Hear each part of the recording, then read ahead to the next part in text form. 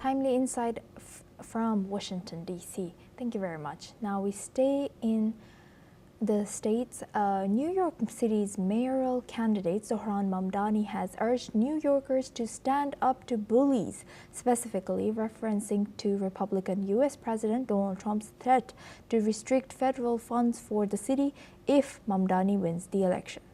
Mamdani has criticized Trump's attempt to influence the mayoral election, stating that the president's preferred candidate, Andrew Cuomo, shares his same donors, same small vision, and same sense of impunity. Mamdani has argued that Trump's endorsement of Cuomo reflects his desire for a mayor who will serve his administration's interests rather than the best interests of New York City. Meanwhile, Mamdani and some students of New York University have responded to this. Let's listen in. I will address that threat for what it is. It is a threat. It is not the law. And too often we treat everything that comes out of Donald Trump's mouth as if it is already legal just by virtue of who is saying it. And it is time to finally stand up to the bullies that make these threats, not to become the bullies ourselves.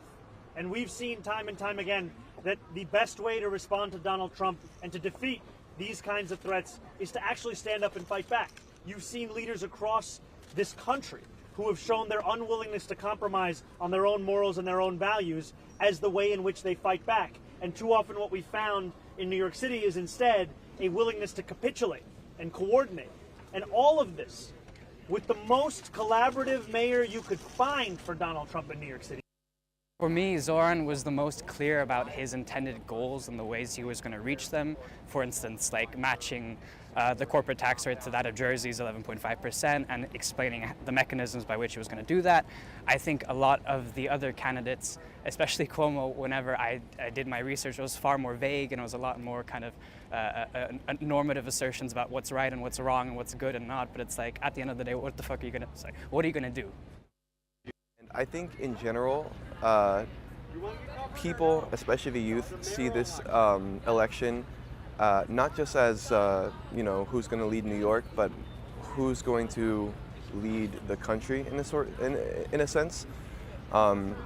Having someone create such a big platform from a grassroots standpoint against someone like Cuomo, who's gotten billions of dollars from investors and even recently got endorsed by Trump, I believe.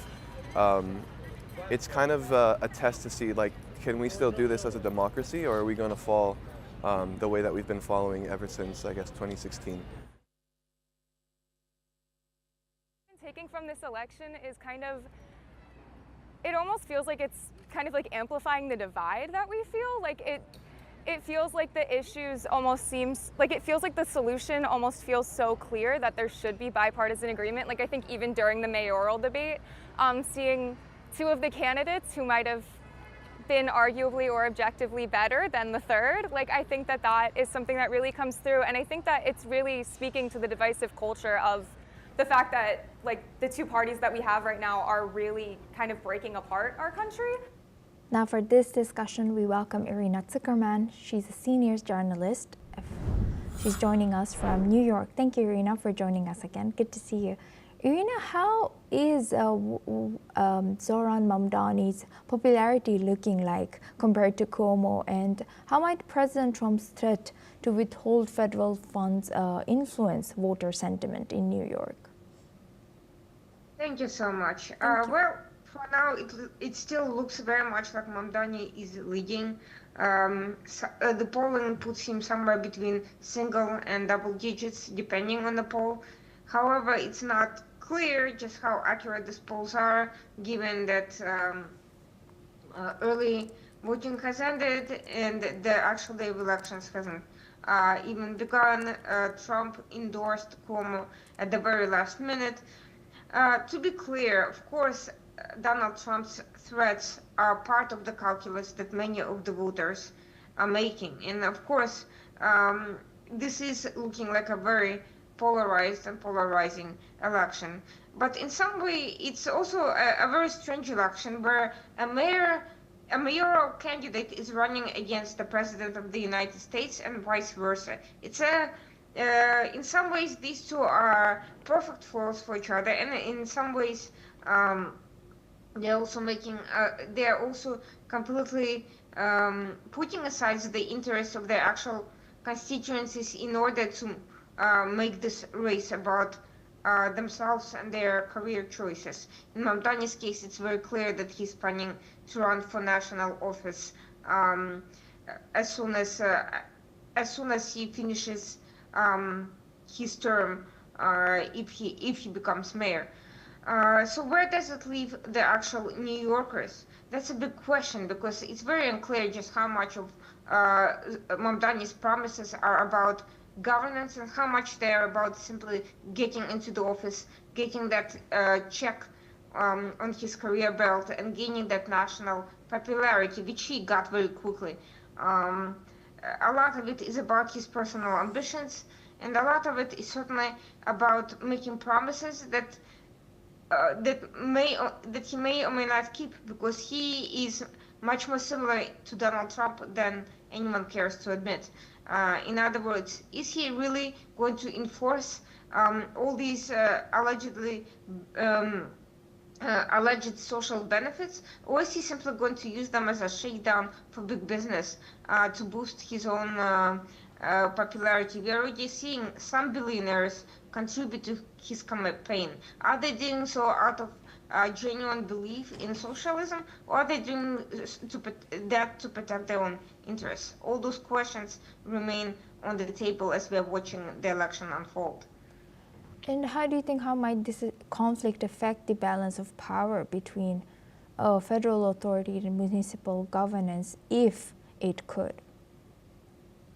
Well, I do think that even if Cuomo, by some miracle, ekes out this election, there will be no shortage of disagreement between him and the federal authorities on some key issues, funding being one of them, and that, by the way, is not news. Cities and federal authorities have very often been at odds, depending on their power divisions, and sometimes even with the same branch, it's always a balance. I think I am concerned, though, that for Mamdani it's going to be less about protecting the interest of his constituencies than about showing off Trump. And at times when cooperation and flexibility and wisdom might be in order to get the most out of that relationship, he is going to be confrontational just to spite Trump, just to make himself look like he's keeping his promises, but in reality it will actually undermine any prospects for securing the funding that he needs for New York. Right. With that, I would like to thank Irina Zuckerman for giving us that timely insight as a senior journalist from New York. Thank you very much. Now we stay in the region. Peru's government has announced that the country is severing diplomatic relations with Mexico over the asylum claim of former Peruvian Prime Minister Betsy Chavez, who is under investigation for a coup attempt in 2022. Peruvian Foreign Minister Hugo de Zila has expressed his surprise and deep regret after learning that Betsy Chavez was being given refuge at the Mexican embassy in Peru. Prosecutors are seeking a 25-year sentence for Chavez's alleged role in Castillo's plan to dissolve the Congress. Peru's decision to sever diplomatic ties with Mexico adds to ongoing tensions between these two governments since Castillo's ousting. Let's listen into what the Peruvian foreign minister has said. Siguiente. Hoy hemos conocido con sorpresa y con profundo pesar que la ex premier Betsy Chávez, presunta coautora del golpe de Estado que pretendió consumar el expresidente Pedro Castillo, está siendo asilada en la residencia de la Embajada de México en el Perú. Frente a este acto inamistoso y teniendo en cuenta las reiteradas ocasiones en que el actual y el anterior presidente de ese país han intervenido en los asuntos internos del Perú, el gobierno peruano ha decidido en la fecha romper relaciones diplomáticas con México. Now we move on. U.S. President Donald Trump has alleged agenda